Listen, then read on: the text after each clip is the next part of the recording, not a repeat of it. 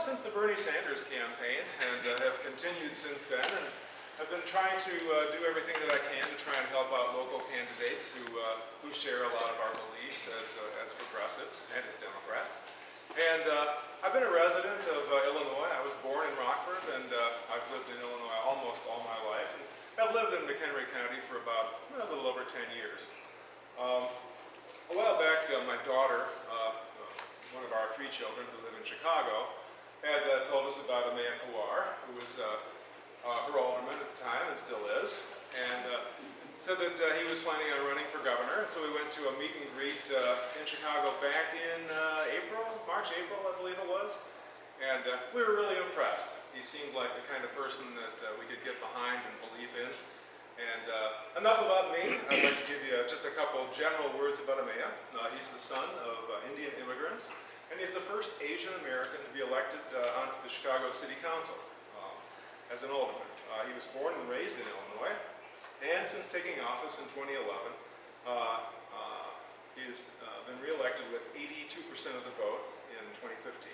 He's secured millions of dollars for schools in his community. In his work on neighborhood schools, helping families stay in one neighborhood from kindergarten through 12th grade, is seen by many as a model for Chicago. Ameya and his wife, Charna, live in a 100-year-old home in Chicago, enjoying their time with their baby girl, Sigalit? Close, almost got it. And hiking in the Illinois outdoors from Lake Michigan to the Shawnee National Forest. He seems to be a fine man and somebody we can believe in. Without further ado, Ameya Pawar.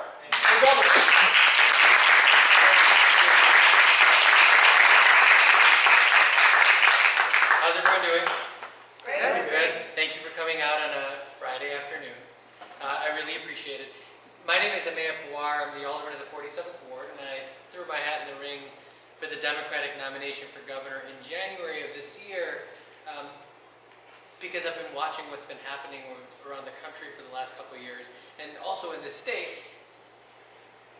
And communities have been pit against one another over scraps.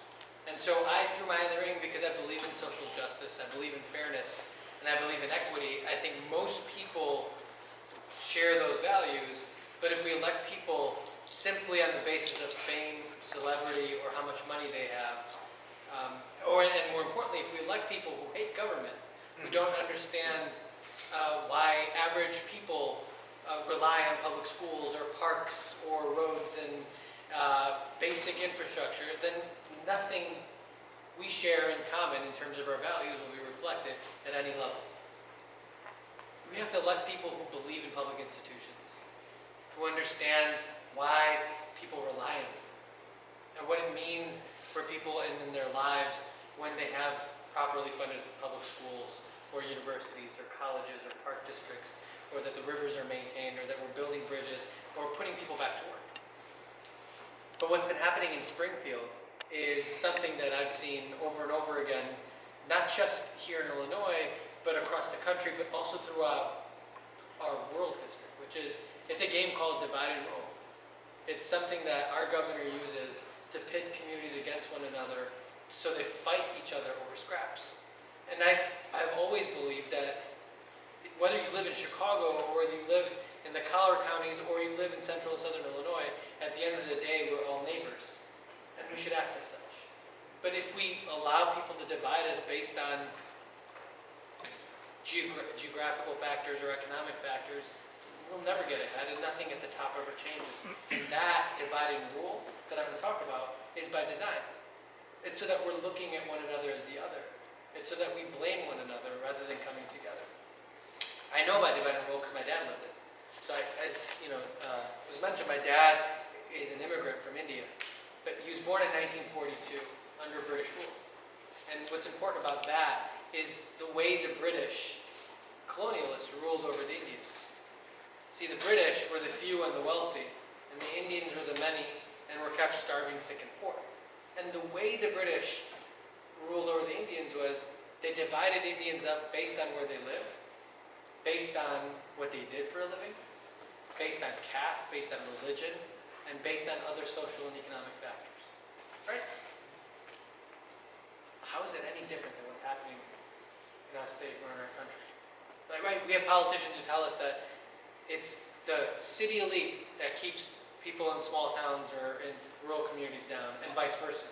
That we're all supposed to be looking at one another as the enemy. That's what the British did in India, and that's how they ruled for 3 centuries. And as a result, countrymen were divided and ruled. So I think the only way to push back against that is to recognize that we have a lot more in common than we do apart. There are issues that not everyone's going to agree on.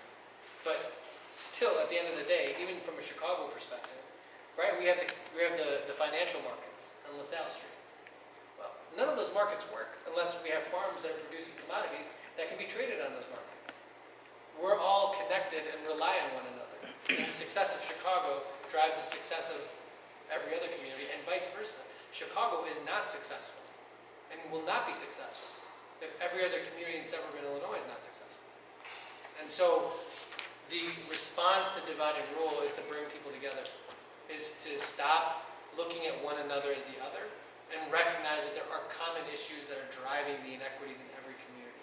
And so what we're proposing as part of our campaign is a new deal between your state government and you. And it relies on and rests on 4 key planks.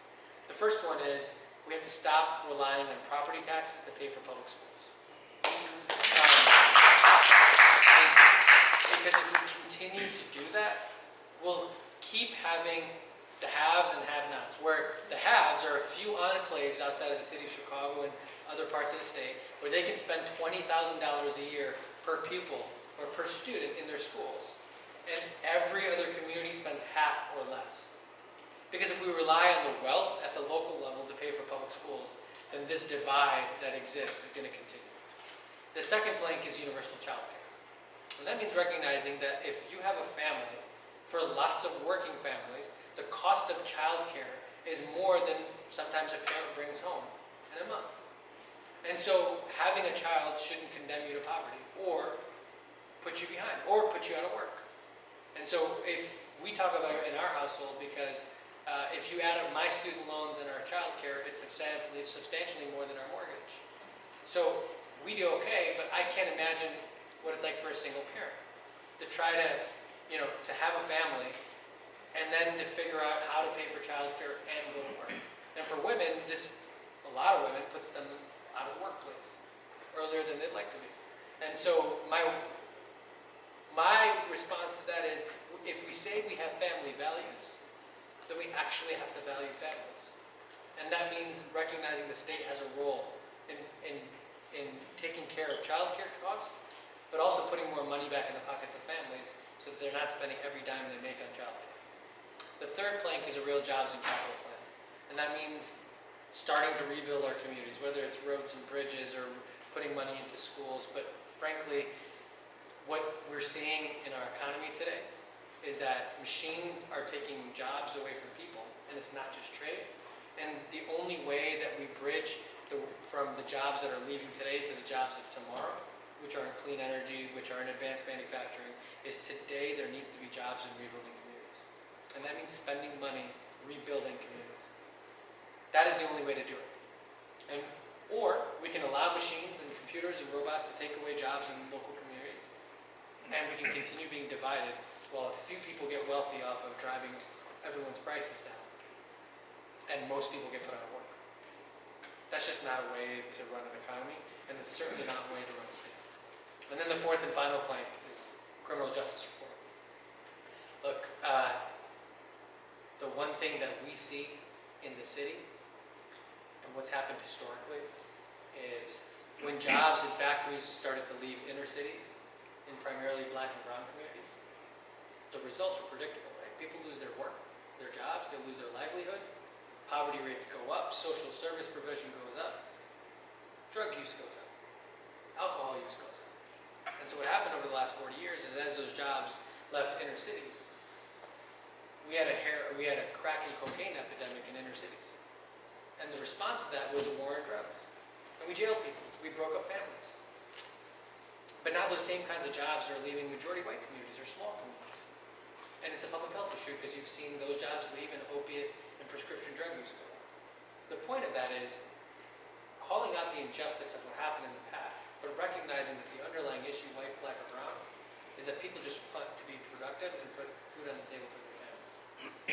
it's in that injustice that we have the opportunity to recognize the problems and sometimes the really terrible decisions of our past, but lift communities up going forward. And so I'm tired of talking about criminal justice reform. If we simply just invested in jobs and schools and childcare, we wouldn't be talking about it. But now we have to. And we're seeing these same jobs leave all over the country. So I'm going to leave you with this. All of the things I outlined cost money. And that means that wealthy people need to pay their fair share. I don't demonize wealth. I don't have a problem with wealth. I just don't think we should worship it. Everyone needs to pay their fair share so everyone has a shot at the American dream. And that American dream is what my parents came here for. Right? So that divide and rule I talked about, I see it every day when I see my dad. He comes over every morning to help me get my daughter dressed so I can take her to childcare so we can hit the campaign trip. So my dad's retired. But when I see my dad, I see someone who's 5'2". And there's a reason for that. He grew up in India in a home without running water or running electricity. He had typhoid as a little boy because he didn't have access to clean water. He had to live off of rations, so he only grew up to be 5'2", because he didn't have food to eat and he was starving, sick, and poor. That's the impacts of divide and rule. I'm 6 feet tall just because I was born here. So I had food to eat. I had medical care. I didn't have to worry about clean water. They realized the American dream, and I get to run for governor. But that American dream shouldn't be something that we see in the rearview mirror because we're unwilling to invest in one another. And so I don't worship wealth. I think we should celebrate it. I just don't worship it. And I think everyone needs to pay their fair share because too many communities have been left behind. So I hope that you'll join us. Thank you for coming here today. And let's open it up for questions. Thank you.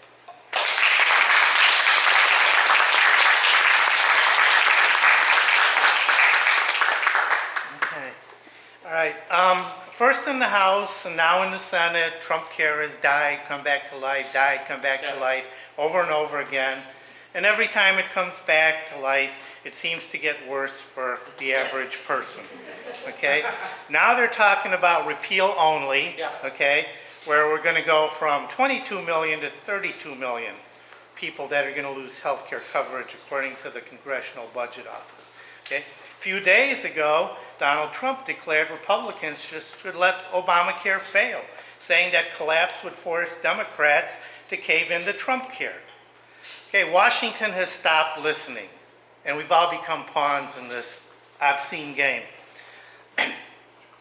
But what this has done is most of the country, whether Democrat, Republican, Independent, is on pins and needles right now, worrying about what will happen to our health care. Okay, needless deaths and lack of affordable health care and medical bankruptcy knows no party affiliation. Okay, I know that you've come out for Medicare for all, but genuine affordable health care for everyone, even if ACA manages to survive, appears to be a long way off. So for me, support alone is not enough. So my question to you is, if you are elected governor, will you work to bring the Illinois state legislature together to introduce some form of single payer to Illinois, such as Medicare for all efforts going on in New York and California, or Medicaid for all, such as they're talking about in Nevada? Okay, there are also studies out right now that single payer can save states and taxpayers large amounts of money. I believe that single payer in Illinois could very likely help with our own state's budget crisis. Okay, so will you be the first gubernatorial candidate to publicly state that regardless of what happens at the national level, I have got your back when it comes to health care for Illinois citizens? Will you work to make Illinois a leader on the road to universal health care and not just a follower, watching and waiting for Washington to get their act together first or wait for other states to get there first? Yeah, short answer, yes. Longer answer, does anyone in here own a small business? Yes, I do. Okay. So I use this example because I think it's important that I feel like we have to change the conversation and how we sell universal health care or health care for all, whatever your single payer, whatever you want to call it, to people. And the way I like to talk about it is, so if you have a small business or any level of business, let's just say you have an employee that you pay $50,000 a year. We know that the employee receives that salary, but that is not the full cost to the business. It typically costs another 35 to 40% more for the employer, right? Because you have vacation time, health care, other fringe benefits, paid sick leave, whatever. You know, those bundle so other costs like workman's comp, all that adds up. But a big chunk of that 40% is health care, right? So if you take a $50,000 a year employee, it probably costs the business roughly about $70,000 a year to employ that person. Now that 40% changes based on the kind of business you have and the kind of work you do, how big your business is, and the list goes on, right? So some employers, depending on what you do, pay a lot more than others, right? And that is when you hear about, like, well, the ACA's got problems, or, you know, it drives my small business costs up. That only happens because we don't have a big pool, right? The way insurance is supposed to work is, or Social Security, for example, everybody pays in, right? And then everyone gets a benefit.